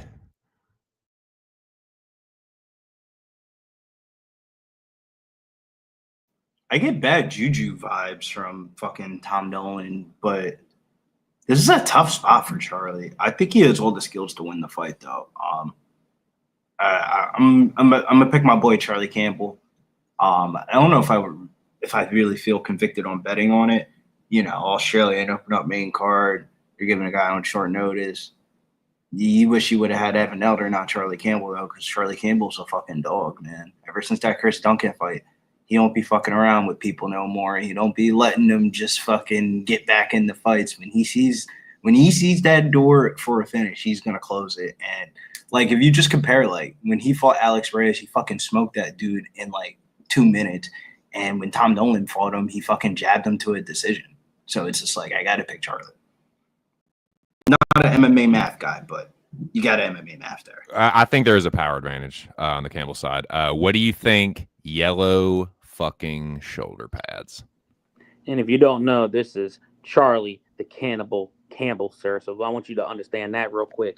That's sick, dude. And they are yellow shoulder pads. Yes, sir. They are yellow shoulder pads, like the shit, I don't know why I'm forgetting their name, but the Road Warriors. There you go. But yeah, ever since the loss to Chris Duncan on the Contender, where that fight was a brawl like a motherfucker, and you see where Chris Duncan's going with his career so far at 55. Ever since that fight, he's been more calculated in his fighting style, to where I was a bit worried with the Trevor Peek fight, to where, like, all right, nothing against Trevor Peek. I don't think Trevor Peek's a true MMA guy, but Trevor Peek's a dog, to where he'll bite down his mouthpiece and swing, and I was worried about that. But Charlie went back to his roots. What got him into MMA was his wrestling and grappling ability, where he mixed in takedowns. I think that's what he's going to do on Nolan. Of course, he's going to have to close the range of Nolan. And I'm not going to take away from everyone saying, oh, Nolan's chinny. Look, Mata, if he lands clean on any 155er, he can knock out anybody. He damn near did the Sadikov, which that fight was one of the fights of the year. But yeah, I got my boy Charlie, the Cannibal Campbell. I think he can win it by 3 methods. If he lands clean on Tom, he could rock him potentially, maybe drop him, get a TKO. He could win it a submission if he gets on top, uses his wrestling because he is a superior wrestler and grappler. But he could also maybe win a decision with more power shots, control time. Yeah, I got Charlie here. And plus 120? I think I got him at. Nice. 125? Nice. Yeah, he's hovered around that, like around mid plus 120 something. But yeah, I'm glad that it's not a 5-0 for Campbell. I do think Nolan has a chance, and I'm gonna be really sweating bad if it's late in the second round and Campbell hasn't got to finish. Like it's probably not gonna look good. But yeah, good shit, boys. Now this one, the more I've thought about this through the week, the more I think Matthews is going to finish Magny. With fights like this, like where it's not an old dude or an inexperienced guy, like Jake Matthews is neither of those, dude. He has a ton of UFC experience, and he's like fucking 30. This is not the kind of matchup that Magny wins usually. Sans Mike Malott, and again, compared to Jake Matthews, Malott's a fucking greenhorn. So yeah, give me Matthews here. He's fought way more dangerous dudes than Neil Magny and done just fine. He's gone the distance just fine. I don't think Magny wins fights anymore by cardio breaking people, and no, that's not going to happen here. And I think if Matthews gets to a dominant position in the grappling, Magny will give it up, dude. When it doesn't go his way, he tends to find a way out the back door. I'm not going to say he's like a quitter, but like he's not. He's has been broken several fucking times. So yeah, I think this is a Matthews spot. I think this is kind of more or less a setup fight for Matthews to get a nice win under his belt against a name. And Magny is like a seasoned vet. I respect Neil Magny. He's made me some money before. I bet him against Malott, but this ain't Mike Malott, dude. Jake Matthews is gonna whoop Neil Magny's ass. So yeah, give me Jake here. He's part of my 3-leg oceanic parlay. Charlie the Cannibal Campbell in the shoulder pads, Road Warriors, Joey DFS, we think.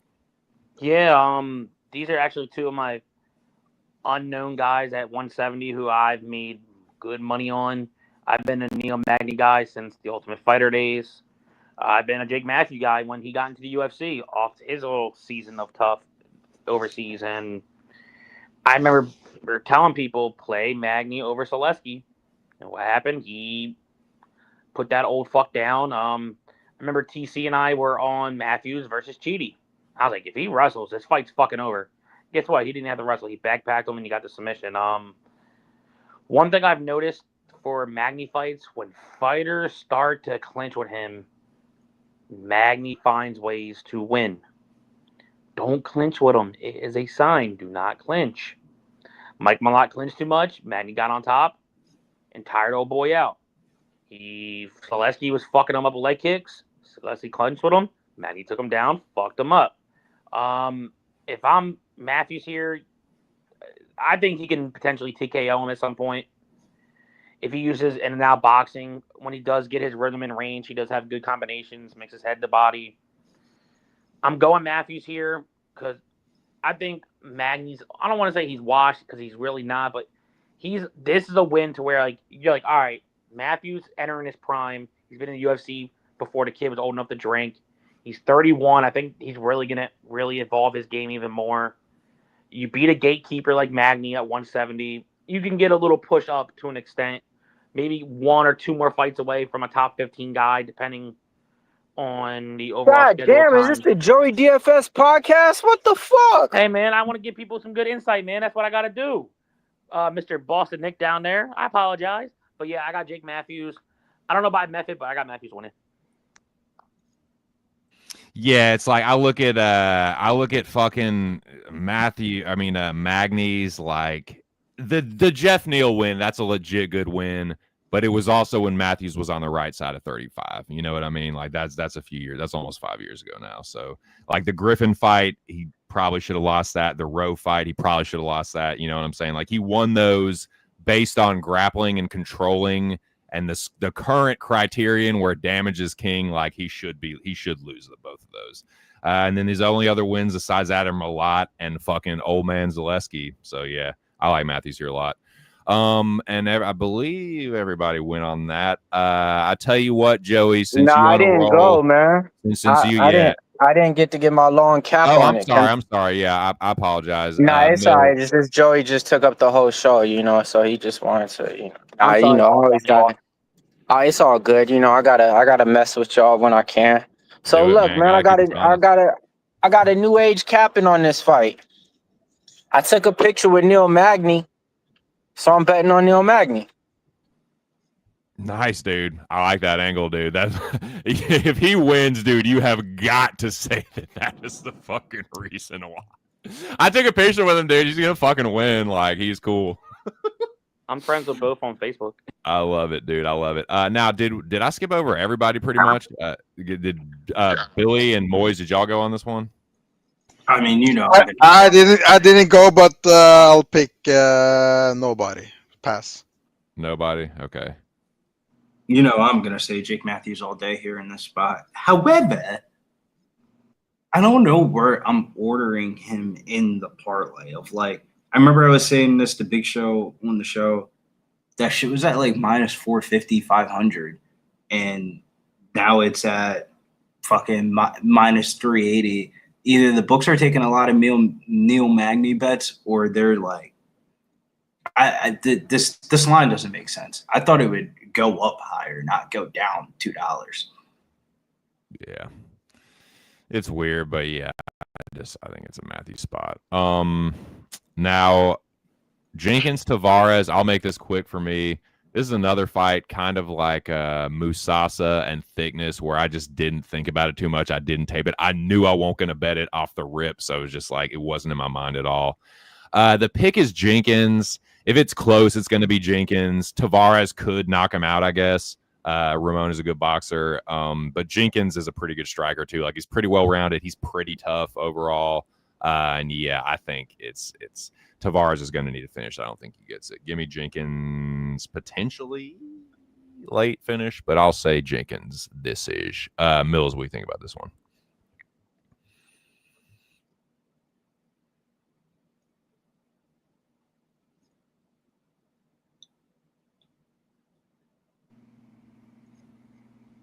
Great insight. Love it. Moiz. Wait, who'd you go for? Yes, sir. Yes, sir. What do you think about Jenkins Tavares? Oh, okay. Oh shit, I didn't know, bro. I'm over here. All right, man. I've been going back and forth. I've been like snake drafting the order of the panel. Man, Ramon Tavares got finish upside. You know, 8 of his wins came inside the distance, but I think Jack Jenkins gets it done, man. I think he could win a late third round decision, late third round stoppage, or a decision. Those leg kicks should be on display. You know, I think he's a solid parlay piece too. Only thing is like, man, of this fight, a firefight, does Jack Jenkins really got that chin? You know, shit, man. So we'll see though. But I think Jack Jenkins is one of the more solid fighters that you could parlay. But that number didn't go up at all. Yeah, it's weird. I just don't want anything to do with this shit. Moiz, what do you think about the Coco? I don't like Jenkins. He's overhyped. All this bullshit about him. You don't like you. Don't like your fucking face. Right. Yeah, Jenkins, he breaks legs. He breaks every legs. Okay, great. Give me Tavares. He's going to box his face up. Jenkins, one fight, he breaks his shoulder. Next, he breaks his lungs, and I don't know what's wrong with him, but Tavares is a tough dude. So give me Tavares by decision. The next fight, he breaks his lungs. Sorry, that's fucking ridiculous. Yeah. Yeah. Fuck you, boy. Oh man, that was fucking funny. Billy, good luck beating that breakdown. But what do you think about Jenkins Tavares? Oh, super biased. I'm a Jack Jenkins guy. If I had like my dumbass Australian fighters that I'm a fan of, JDM and Jack Jenkins were part of that Dana White Contender Series crew. I think people just don't like Jack Jenkins because he hasn't lived up to the hype that everybody was hyping him up before the UFC. Like, I don't think Jack Jenkins is a fucking world beater. Shit, he might not even be a top 15 fighter, but I also don't think Ramon Tavares going up a weight class is about to do shit in this spot. Like, I think Jack should be able to leg kick the shit out of him, be able to wrestle him. I mean, even when I had money on Jack in his last fight, he looked really good in that fight until he got hurt. Like he was like minus 200 live line like halfway through the second round, and then he got hurt, and then he just died. Like I don't think that's really like if you're not going to wrestle Jack Jenkins, he's going to beat you, in my opinion. I tend to agree. Clown show wannabe, dude. A man could only dream. I could only dream to be as cool as Lincoln Hawk. So yeah, we'll see. But what up, T Swizz? Says Tavares heavy on the front did he leg. just call you a knockoff Arkansas? He's the Clown Show now. So yeah, Got it. Yeah, but T Swiss says Tavares heavy on the front leg. Jenkins gonna chew that leg up bad. Yeah, I ain't got nothing on this fight. No, thank you. Now I believe we are at Joey Charlie DFS. Campbell. Did you give your take Yes, on this sir. fight? I'll make it quick. I'm not a big fan of Jenkins. I remember I made money on Herbert Burns anytime takedown. That shit was the easiest fucking thing. I had some big money on that one. But yeah, Tavares coming up. Jenkins should control where the fight goes. I got Jenkins by decision. Interesting. Yeah, again, it's just not a fight I'm thinking too much about. Just don't. Did we skip a fight by any chance? Don't really care too much about it. Do we skip a fight? Is that what you're asking? Yeah, I think it was the possible. I don't know what the placement is. Maybe the top of fight. Which fight? Which fight did we skip, sir? I believe we top skipped of Sutherland. Oh, I did skip Top of Sutherland. You're sure you were right about that. Went right over that to Magny Matthews, but good looking out before we get to the co-main. Top of Sutherland, this is God, dude. I am fucking having the biggest of all the buyer's remorse I'm having, and I'm having a good bit of it on my slate here. This is the biggest one, man. Again, shout out to my dude Bo Jackson. I am with Bo Jackson on this. It's not even really a theory. It's kind of a thing, man. The public dog pick on Tapology loses at a motherfucking alarming rate. Like, it is bad. I don't know what the exact percentage is, but it is almost a fucking kiss of death. So I feel really fucking skeeved about having fucking money on Sutherland, but I do. I bet Louis Sutherland. I still think he's the more well-rounded fighter, but he's clearly off the sauce, and I'm kind of just like, he might just get fucking chin checked. Like Tapa could fucking blitz this dude in fucking 10 seconds and chin him. So, yeah, a little worried about that. But if he does, like, hold up, if his cardio holds up okay, if he can be well-rounded, I think he can fucking win.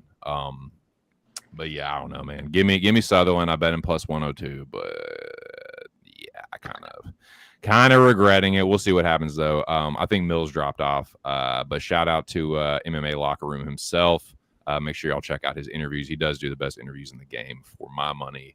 And you can catch him on Saturday on the live stream for Pub Sports Radio, where you can find Billy and Joey and myself. Now, Moiz,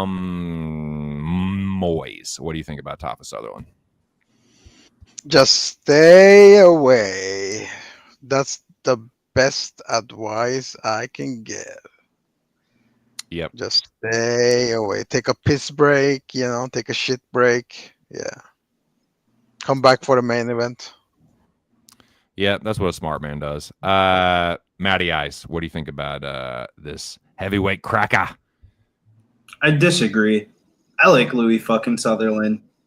Get this Tafa bullshit the fuck up on out of here, bro. Feels like Tafa was supposed to not be in the UFC for a while now, but I will say, though, I don't think Louis Sutherland's going to be a fucking world beater. This is a sketchy-ass fight. But damn, man. He's fought way better people than Justin fucking Tafa. Granted, I know it's Bellator and shit like that, but what was the one dude that he fought in Bellator? The dude was like 6'7", and are you talking about that Trey Belsey kid? Yeah, because I bet against Louis. It's actually crazy because I've bet against Louis Sutherland, not bet on Louis Sutherland. I bet against him with Slim Trubisky, and that dude just wrestled the fuck out of him. But he's also 6'7", Turkish, and Ali Aziz signed clients. So it's. I mean, you're right, Billy. Like he, not all of his losses are like most of his losses are pretty decent competition. Yeah, like bro, Abraham Babley is nice. I mean, he just beat a UFC level fighter in his last fight, a dude that was just signed to the UFC like a year ago in PFL. So it's like You know, you see people from different organizations and stuff like that. People always kind of want to downgrade what they done of recent. But if you look at the resume, shit, man, he should be able to beat Justin Tafa. If he's half decent, he should be able to win this fight. I agree. I agree. If he's not totally wasn't totally dependent on the PEDs to be any kind of athlete, then I think he should have a decent shot. Joey DFS, what do you think about this fight? And dude, thank you again for pointing out that we skipped over it. Yes, sir. Yes, sir. Yeah, he's no longer on the juice because when he was on the juice, I don't know how that man was able to wipe his own ass because I don't know how he was able to breach. But now he's on that Hamdi diet, looking all tubby-wubby and shit. And how does he lose? Decisions usually. How does Tafa win? Knockout. What's Tafa against the decision? 0-3. What's Southern? 2-3. There's a chance this fight could absolutely suck balls if it gets out of round one. Just two sloppy guys just throwing heavy, just throwing sloppy shots. The over 1.5 is at -165, and it wouldn't shock me if that's probably the most clear play out of the fight, but I'm passing on two sloppy heavyweights because I have a rule. I do not bet on Tafas. And thank God the other Tafa fight dropped because it was Tafa versus Ibo Aslan, and I don't need to get started on Aslan. I mean, the Tafas do fucking suck, man. They're jobbers. They're strikers. They are destined for fucking bare knuckle boxing, dude. They're not fucking legitimate. Dude, it's not only that his losses are not it's not only his wins not very great. His losses are against a shitty non-UFC level competition too. Like, dude, he lost to fucking Carlos Felipe and Jared Vandera, dude. He got fucking pieced up by Jared Vandera. Yes, I think Louis Sutherland can do that. For real. Sorry, I hear a little bit of echo. But nah, man, yeah, give me Sutherland, but I don't feel great about it, dude. The fucking public tapology dog pick is just about near a C word, a CUR blank word. But we'll see. And we talked about Emil Madney, James Suarez. Now, co-main. First of all, did everybody go on that? I think we did go through that. So thanks again, Joey, and shout out again to Mills for joining us. Always welcome back, my dude. Crute Erslan. I got Jimmy Crute. Might have a scary moment, but dude, he has fought way better fighters than this fucking jobber. Like, he's not the worst guy in the world. He does have a winning record, but he's I don't think he's UFC level. I think Crute wins this fight. I think this is a setup spot for Jimmy Crute. They didn't put Crute in the co-main event of a fucking Australian card to lose to Ibo Erslan, dude. It ain't happening, man. Even if he gets clipped, he'll fucking desperately go to the takedown, get on top of this motherfucker and choke him. So yeah, give me Crute. I like Crute inside the distance, but I'm not going to bet that. I just put him in a parlay with Matthews and another guy we're about to talk about. So yeah, give me the Bogan. Give me Crute. I think it's a GMP TKO or a submission. Joey DFS. So before I get my pick, there's 4 big somewhat favorites on the main card. Me and Billy were talking about it somewhat. I don't know why. He didn't really tell me which one, but he kind of did. I'll let him get to that part. But I have a feeling one of these 4 mid-sized favorites could lose on the main card. I don't know who it's going to be. Either Matthews, Crute, Jenkins, Olberg. One of those 4 mid-sized favorites could lose. I don't know which one. But I'm getting a gut feeling one of them will. But pick-wise, I'm going Jimmy Crute. I don't want to say this is a gift per se, because if Crute doesn't do what I feel like he needs to do, Jimmy Crute could get chinned badly at home. Absolute badly. And because this dude Erslan, he has that 5 to 6.5 minute cardio. Afterwards, he just looks for looping shots. And if you're getting taken down by a pure kickboxer in Navajo Sterling, it just, imagination-wise, what Crute could do for takedowns in this fight. Could go takedown, repeat, win a decision. Could take one takedown and submit him.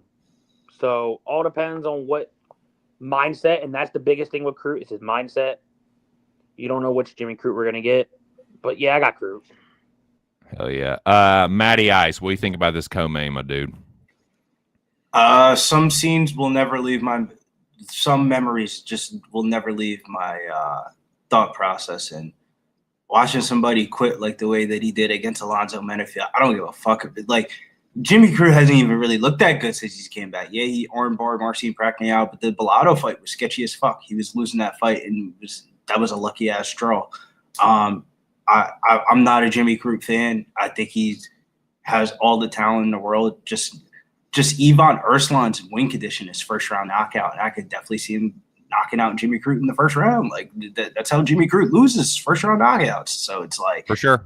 I think Ivan Erslan fucking sucks. But if he goes in here with, all right, I just try to fight these first 2 fights in the UFC way completely different than I fought in KSW.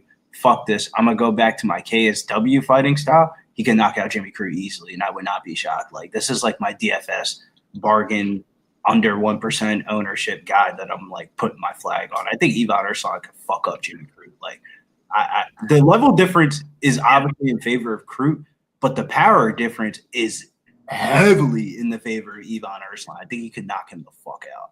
And it's not close. I would he's more powerful. I would say he's more powerful, and I would agree. He is more. I would give him the power edge, and I would give him the first round knockout upside overall. But I mean, it's not like Jimmy Crute is fucking pillow fisted, and you said it, like Erslan kind of fucking sucks. But no, I get it, dude. Yeah, like if Erslan knocks him out, I'm not gonna be surprised. I'll feel stupid for parlaying Crute, but yeah, we'll see. But you're right. First round knockout for Erslan. He does have a lot of power, and Crute's a fucking dumbass, and he's been knocked out twice, so he can do it. Who needs to get Moiz? Yeah, I Yeah, got Moiz. Crute by Evo. He when he scrambles out of from the floor, he tends to give up his back. So the rear naked choke is very live, and yeah, that's what I'm betting. Rear naked choke for Crute. Right. Yeah. The other thing is, like, man, like Cutelaba is pretty fucking chinny too. Like I think Cutelaba is a little chinnier than Crute, and he couldn't fucking get him out of there. So I'm not buying the fucking that this dude is like the 205 Francis. I think Crute is levels above. But he's kind of stupid too, so that he could be the shitter, the apple pie shitter. We will see, gents. Best of luck to anybody. I get the Erslan. If you're betting Erslan by knockout or Erslan first round, I get it.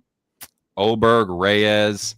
This is one where I kind of, when this fight first got announced, it was like, is Reyes alive here? I just thought about it for a second, and I was like, nah, not really. It seems like a reach. Reyes seems like a trap. I'm not going to be like, dude, the fucking run you're on sucks, dude. Like, it's fucking fraudulent as shit. But I do think that Oberg, like, presents a little bit more of a one-punch threat than Anthony Smith, Nikita, and Dustin Jacoby. I just think that's just, like, objectively true. I mean, Jacoby does have some power. Like, he's knocked out some people with 1 point, but, like, he's mostly known as a point fighter. Like, Oberg can hurt you real bad with one punch. And, like, Reyes's chin, it's still, like, I'm not even going to say the jury's out. Like, I think it's still dodgy. And, like, if anybody clips it good, like, he was getting hurt against fucking Dustin Jacoby, dude. So, like, I think if that's Oberg, you get chin check, Bo. So, yeah, I think it's an Oberg knockout. I think this card was actually kind of built around him. Given, like, you look at the rest of it, it's like he's like the most popular fighter on this motherfucker, arguably, and he's getting the main event spot. And I think it's like to get a fucking crazy knockout. Now, we have talked about this possibility. I'll just go ahead and cover it now.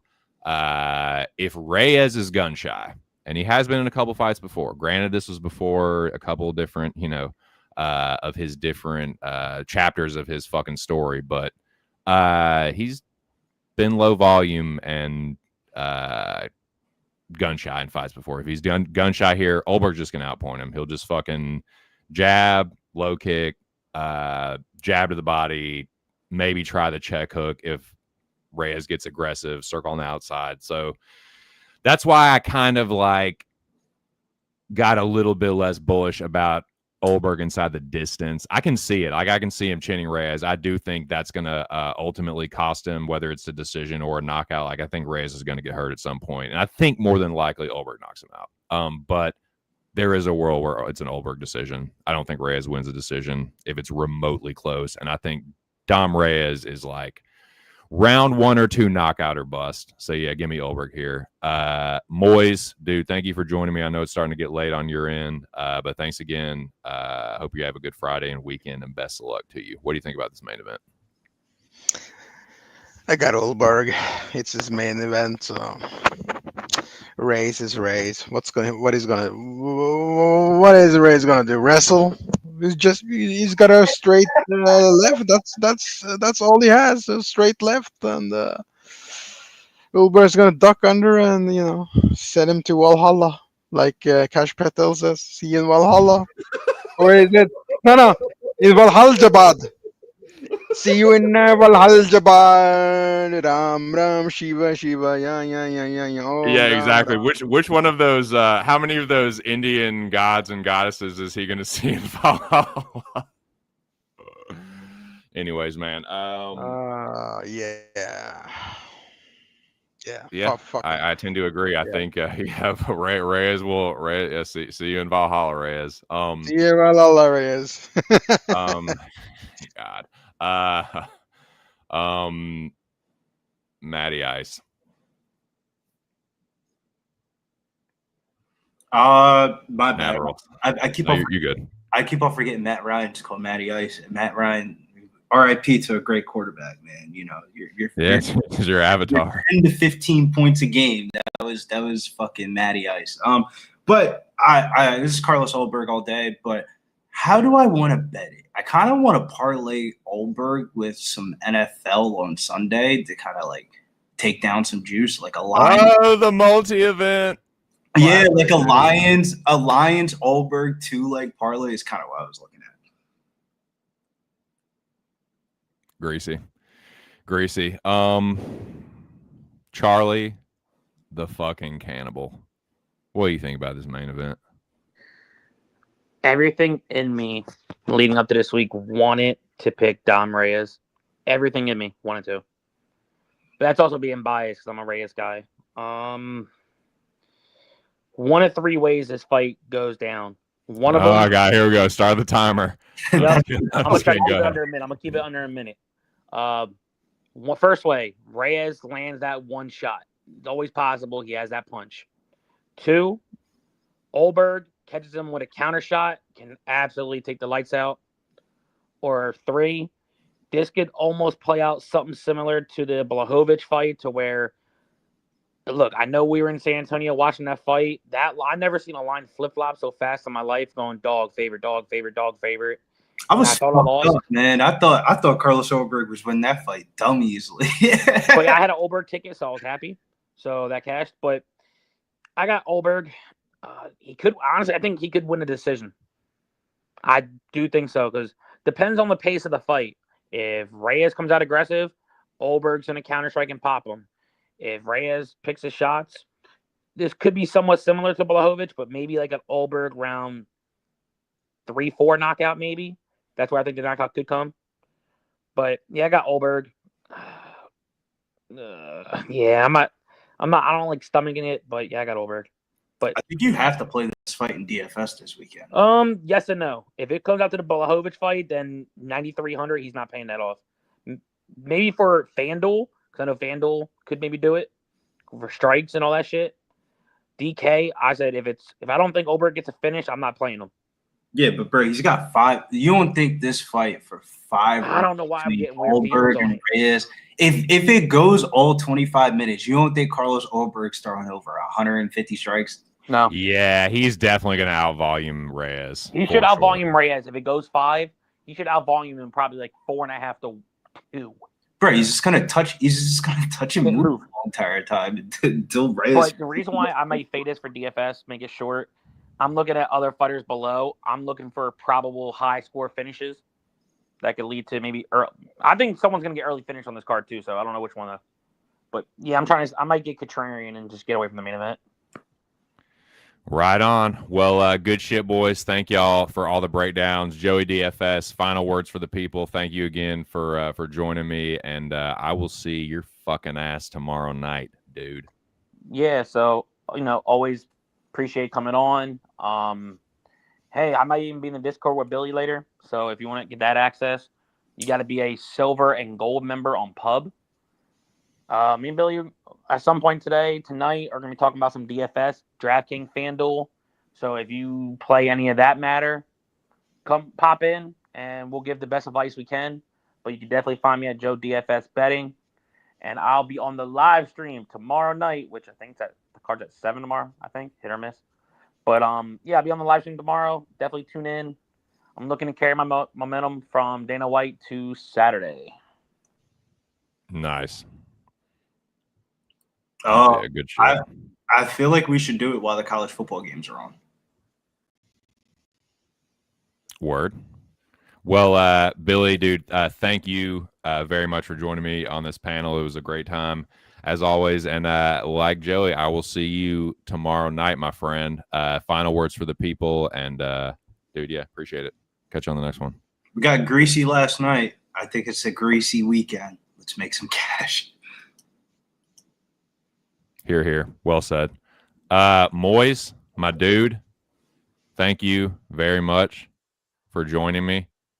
And I hope you get to feeling better. I hope things stay stress-free. And best of luck and good health to you and the whole fam. Final words for the people. And yeah, dude, thanks again. Subscribe to the Bro Picks newsletter. Let's go.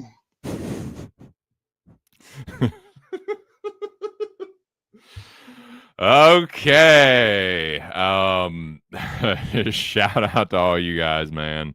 It is called the Shit Show for a reason, boys. Hope y'all enjoyed the shit show for Perth.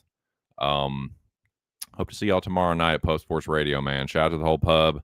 Like Joey was saying, the Discord is back up. I will see y'all in there this evening. I will try to be in there as much as I can, and I will be dropping all my bets in the Discord for everything. Anything that I bet, college football, NFL, UFC, hockey season is kicking off here soon. Any hockey bets, any bets that I have, I will be putting them in the Discord before I drop them publicly on Twitter and all that shit. So get up in the Discord, silver and gold members. We back up. And yeah, consider joining if you're not already. But that will do it for this one. Check out the latest episode of the Locker Room Talk podcast for this very card. You can get even more insight from myself, Billy, Joey, Mills, and shout out again to Mills for joining us on panel. Yeah, best of luck to him. Big show. Everybody else on the podcast. New episode up. New premiere time too, 6 p.m. Same day though. Tuesday, same place, pub. So yeah, once again, shout out to the whole pub. Shout out to the Dome. Once again, man, the greatest X group chat in the world. And that will do it for me. One last time. I have been getting my ass kicked this year, but have done well in the last few events. Looking to keep that rolling for sure. And here's what I got. Campbell, Sutherland, Loma, the Oceanic Parlay, and Snack Panther. Best of luck, all you Brajas. Thanks again, everyone that joined me. Hope to see y'all tomorrow evening. And yeah, smash a like if you haven't done so. Catch you on the next one. Just my 2 cents. Thanks again. Peace.